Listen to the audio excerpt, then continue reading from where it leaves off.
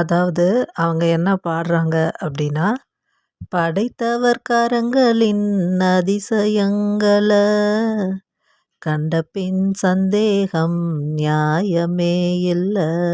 அதாவது இந்த பாடல் வரியில நம்ம என்ன வார்த்தைய மெயினா பார்க்க போறோம் அப்படின்னா, கண்டபின் அந்த வார்த்தை தான். நம்ம கர்த்தருடைய கரங்களின் அதிசயங்கள். அவருடைய கரங்களின் அதிசயங்கள் தான் இந்த வானம், பூமி, மனிதர்களாகிய நம்ம, இந்த இயற்கை உலகம் எல்லாமே அவருடைய கரத்தின் கிரியைகள் தான். இந்த அதிசயங்களை கண்ட பின் சந்தேகம் அதுக்கப்புறமும் வந்துச்சுன்னா அது நியாயமே இல்லை. என்ன சந்தேகம்? கர்த்தரால் கூடுமா? கர்த்தரால் நம்மை காப்பாற்றக்கூடுமா? அவர் வல்லமையுள்ளவரா? அப்படிங்கிற சந்தேகம் நமக்கு வராது. படைத்தவர் கரங்களின் அதிசயங்கள், அது உலகம் ஃபுல்லாக அவருடைய கரங்களின் அதிசயம்தான். கர்த்தர், அதனால தான் அவர் பேர் கர்த்தர். அவர் தான் தேவன், அவர் தான் தெய்வம், அவர் தான் நம்ம இயேசு கிறிஸ்து. அவர் தான் ஒருவராகிய கர்த்தர், பிதா குமாரன் பரிசுத்த ஆவியானவராக இருக்கிற ஒருவராகிய கர்த்தர் அவர். படைத்தவர் கரங்களின் அதிசயங்களை கண்ட பின் சந்தேகம் நியாயமே இல்லை. அப்போ அந்த கண்ட பின், அப்போ காணணுமே. எப்படி பார்க்கணும்? நம்ம கண்களால் பார்க்குறோம், அதை யோசித்து பார்க்கணும், தியானித்து பார்க்கணும். அதுதான். வெறும் கண்களால் பார்த்தா அது நம்ம மனசில் நிற்காது. அப்படி பார்த்துட்டோம் அப்படின்னு சொன்னால் அதுக்கப்புறம் கர்த்தர் மேலே நமக்கு சந்தேகம் வராது. கர்த்தரால் நம்மளை காப்பாற்ற முடியுமா? நம்ம இவ்வளோ பெரிய பாடுகள் பிரச்சனைகளில் இருக்கமே, நம்ம எப்படி தப்பு வைக்கப்படுவோம்? ஆண்டவர் நம்மளை காப்பாற்றிடுவாரா அப்படின்னு சொல்லிட்டு நமக்கு சந்தேகமே வராது. நிச்சயமாக காப்பாற்றுவாருன்னு தைரியம் நமக்கு வரும், விசுவாசம் வரும். அதாவது கர்த்தர் படைத்த எல்லாவற்றையும் நம்ம ஒரு நிமிஷம் யோசித்து தியானித்து பார்க்கணும். அவர் யார் தெரியுமா? கர்த்தர், அவர் சேனைகளின் கர்த்தர். சேனைகள் அப்படின்னா என்ன தெரியுமா? சேனை அப்படின்னா திரள்னு அர்த்தம், திரளான அப்படின்னு அர்த்தம். அவர் ஏன் சேனைகளின் கர்த்தர்னு அவர் பேர் இருக்குது அப்படின்னா, அவர் சிருஷ்டித்த எல்லா விஷயமும் பார்த்தோம்னா அதெல்லாமே ஒரு பெரிய அளவு கடந்த அளவில் இருக்கும். திரளாக தான் இருக்கும். சும்மா லேசுப்பட்ட அமைப்பாலாம் இருக்கவே இருக்காது. இப்போ மனிதர்கள்னு பார்த்தீங்கன்னா எவ்வளோ கோடிக்கணக்கான பேர் இந்த பூமியில் இருக்காங்க. அப்போ இது எவ்வளோ திரள் தானே, திரளான மக்கள் கூட்டம். அதுதான். அப்போ அவர் சேனைகளின் கர்த்தர். அவர் சிருஷ்டித்த எல்லாமே அப்படியே திரளாக இருக்கும். அவர் நமக்காக கொடுத்த காய்கறிகள், பழங்கள்லாம் பார்த்தீங்கன்னா கூட, தானியங்கள் இதெல்லாமே நம்ம பயன்படுத்துறது ஒரு 30% தான். இன்னும் நிறையா அவர் சிருஷ்டிச்சிருக்கிறாரு. இன்னும் உலகத்தில் பூமியில் வெரைட்டியான பழங்கள், காய்கறிகள், தானியங்கள்லாம் இருக்குது. நமக்கு தெரியாமல் இருக்குது. நம்ம அதில் கொஞ்சம் ஓரளவுக்கு தான் நம்ம பயன்படுத்துகிறோமே. ஸோ அவ்வளோ திரளாக சிருஷ்டிச்சிருக்கிறாரு. அதே மாதிரி தான் நட்சத்திரங்கள்லாம் பார்த்தோம்னா அளவே கிடையாது. அவ்வளோ திரளான நட்சத்திரங்கள். நம்ம சரீரத்தில் பாருங்கள் எவ்வளோ ஒரு அதிசயம். ஹார்ட் அப்படியே துடிக்குது. ரத்தம் சல்லுன்னு சரீரத்துக்குள்ளார ஓடுது. இந்த ஒரு சரீரத்தில் எலும்பு மண்டலம் இருக்குது, நரம்பு மண்டலம் இருக்குது. எப்படி அழகாக சிருஷ்டிச்சிருக்கிறாரு. நம்ம குழந்தையா பிறக்கிறோம், அப்படியே படிப்படியாக வளர்கிறோம். அவர் படைத்த சமுத்திரம், அதாவது கடல் பார்த்திங்கன்னா அது ஒரு அதிசயம். நீரூற்றுகள், அதெல்லாம் நீர்வீழ்ச்சிகள், அதெல்லாம் அவ்வளோ ஒரு அதிசயம். அதனால தான் ஒரு வசனம் கூட இருக்குது, வானத்தையும் பூமியையும் சமுத்திரத்தையும் நீரூற்றுகளையும் உண்டாக்கினவரையே துதியுங்கள் அப்படின்னு ஒரு வசனம் இருக்குது. ஏன் அதை குறிப்பிட்டு இந்த சமுத்திரம், நீரூற்றுகள், அப்புறம் வானம், பூமின்னு எழுதப்பட்டிருக்கு அப்படின்னா, இதெல்லாம் அவ்வளோ ஒரு அதிசயமான விஷயம். வானத்தை பார்த்தீங்கன்னா அப்படி ஒரு பறந்து விரிந்த வானமாக இருக்கும்.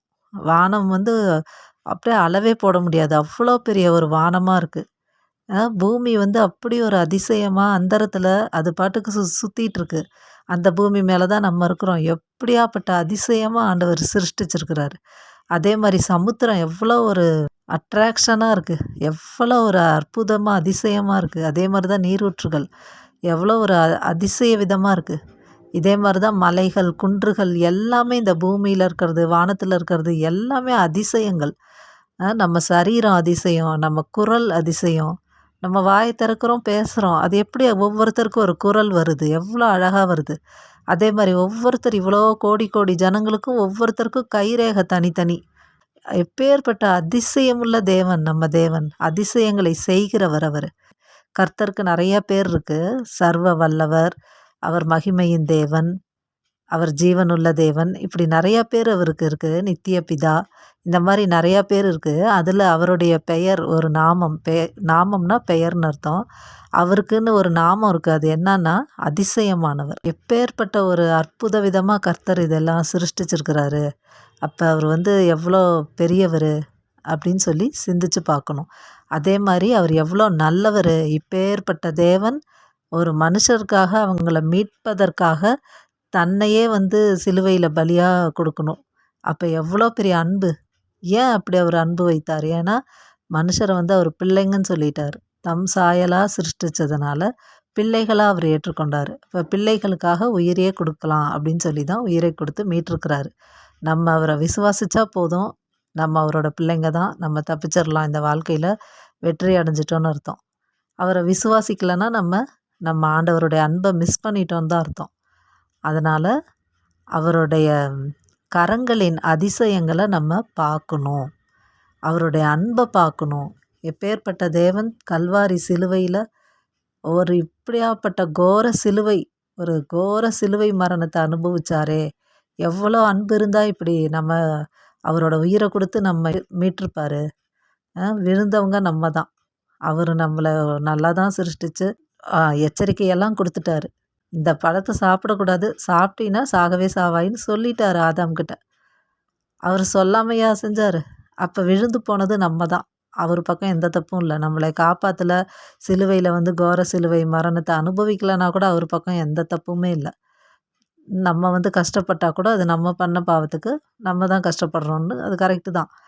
ஆனால் நம்ம பாவம் செஞ்சு இப்படி மீறுதல் பண்ணதுக்கு அவர் சிலுவை தியாகம் பண்ணி, அவர் உயிர் தியாகம் பண்ணி அந்த சிலுவையில் அந்த கோர சிலுவை அவர் அனுபவிச்சார் அப்படின்னா, மரணத்தை ருசி பார்த்தார் நமக்காக, நம்மை மீட்பதற்காக. அப்படின்னா அவருடைய அன்பை நம்மளால் உணர முடியுதா? அவரோட அன்பை நம்மளால் முழுமையாக புரிஞ்சுக்க முடியும்னு நினைக்கிறீங்களா?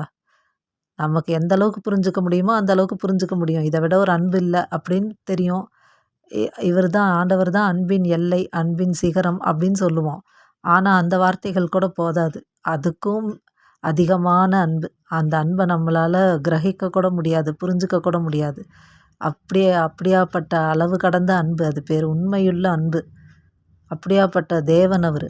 அதனால் அவர் அன்புன்னு எடுத்துக்கிட்டால் அதுவும் ஒரு சேனைகள் அளவுக்கு அன்பாக இருக்கிறாரு. அவருடைய வல்லமைன்னு எடுத்துக்கிட்டால் அப்படியாப்பட்ட திரளான வல்லமை. அவருடைய படைப்புகள் திரளான படைப்புகள். அதனால் அவர் பேரே சேனைகளின் கர்த்தர். அதனால் இப்படியாப்பட்ட தேவன் நம்மளை மறந்துடுவாரா? அவர் தானே நம்மளை சிருஷ்டிச்சு குழந்தை பிராயத்துலேருந்து இன்னைக்கு வரைக்கும் நம்ம கண்ணுக்கே அவர் தெரிய மாட்டார். ஆனால் நம்மளை பாதுகாத்து வளர்த்துறாரு. என்ன தான் பெற்றவங்க இருந்தாலும், நம்ம ஸ்கூலுக்கெல்லாம் போயிட்டு வந்தாலும், நமக்கு எந்த சேதமும் இல்லாமல் இன்றைக்கி நம்ம உயிரோடு இருக்கிறோன்னா கர்த்தர் காப்பாற்றவும் தானே. அதனால் அதெல்லாம் நம்ம கண்டு யோசிக்கணும், சிந்திக்கணும். எப்பேற்பட்ட தேவன் அவர், எப்பேற்பட்ட அன்புள்ளவர், எப்பேற்பட்ட சர்வ வல்லமையுள்ளவர், அவருடைய படைப்புகளெல்லாம் எப்பேற்பட்ட அதிசயமாக இருக்குது அப்படிங்கிறத தான் இந்த பாடல் வரிகள் நமக்கு சொல்லுது. ஸோ நம்ம என்ன செய்யணும் அப்படின்னா, கர்த்தருடைய படைப்புகளை, சிருஷ்டிப்புகளை நம்ம என்ன பண்ணணும், மனசில் யோசித்து சிந்தித்து தியானித்து பார்க்கணும். அப்படி பார்த்துட்டோம்னா நமக்கு சந்தேகமே வராது, பயம் வராது. இப்பேற்பட்ட கர்த்தர் நம்மளை நேசிக்கிறாரு, நமக்கு தகப்பனாக இருக்காரு, நம்ம அவரை விசுவாசித்தா போதும், நம்மளை அவர் பிள்ளைங்கன்னு சொல்கிறாரு, அவரோட பிள்ளைங்களை அவர் மறப்பாரா, கண்ணின் மணி போல் பார்த்துக்குவாருன்னு சொல்லிட்டு நமக்கு நம்பிக்கை, விசுவாசம் வந்துடும். நம்ம வாழ்க்கையில் வெற்றி பெறுவோம், நல்லா இருப்போம். அதுக்கு தான் இதை பார்க்கணும். அதுக்காக தான் இந்த பாடல் வரிகள் எவ்வளோ அழகாக கர்த்தர் கிருபையில் எழுதப்பட்டிருக்கு. இப்போ இன்னொரு தடவை பாடலாமா அந்த பாட்டை? மலைகள் குன்றுகள் அதை நாம் பார்க்கும் போதெல்லாம் அவர் வார்த்தை வல்லமை அதை புரிந்து கொள்ளலாம். 8 திசை தூரமெங்கும் கடக்கும் போதெல்லாம் அவர் அன்பின் நீளத்தை கொஞ்சம் தெரிந்து கொள்ளலாம். கண்களால் சுத்தி சுத்தி பார்க்கும் வேளையில திகச்சு போகின்றோமே கர்த்தரின் படைப்புல. படைத்தவர் கரங்களின் அதிசயங்கள கண்டபின் சந்தேகம் நியாயமே இல்ல. கரையில்லாவரின் அன்பு கடலுல பயணம் போகின்றோமே வாழ்க்கை படகுல. தேவன் தாம் நம்மை காண்கிறார் என்று சொல்லிடும் நற்செய்தி நமக்கு என்று. கண்களால் சுத்தி சுத்தி பார்க்கும் வேளையில திகைச்சு போகின்றோமே கர்த்தரின் படைப்புல. ஆமென். கர்த்தருடைய அதிசயமான இந்த படைப்புகளை பார்க்கணும். அதுதான் முக்கியம். சிந்திச்சு பார்க்கணும், தியானிச்சு பார்க்கணும். அப்படி பார்த்துட்டோம்னா நமக்கு சந்தேகமே வராது. நம்ம என்ன பண்ணுவோம், நம்ம வாழ்க்கை எப்படி இருக்கும், பயமாக இருக்கே இந்த உலகத்தில், எப்படி வெற்றியான வாழ்க்கையை வாழ்வோம் அப்படின்னு சொல்லிட்டு நமக்கு எந்த ஒரு பயமும் வராது. நம்மளை கண்ணின் மணி போல பார்த்துக்கிற நம்ம கர்த்தர் இருக்காரு, நம்மில் இவ்வளவாய் அன்பு கூர்ந்த தேவன் நமக்கு இருக்காரு, தம் உயிரையே கொடுத்து இவ்வளவாய் அன்பு கூர்ந்தாரே, அப்படிப்பட்ட தேவன் நம்ம மறக்க மாட்டார், நம்மளை பார்த்துக்குவாரு அப்படின்னு சொல்லிட்டு நமக்கு விசுவாசம் உண்டாகும். அதனால் நம்ம நல்லா இருப்போம், நிம்மதியாக இருப்போம். கர்த்தரின் கிருபையில் வெற்றியான வாழ்க்கையை வாழ்வோம். அடுத்த பாடல் தியானம் நிகழ்ச்சியில் சந்திக்கலாம். கர்த்தருக்கே மகிமை. ஆமென். ஹல்லேலூயா.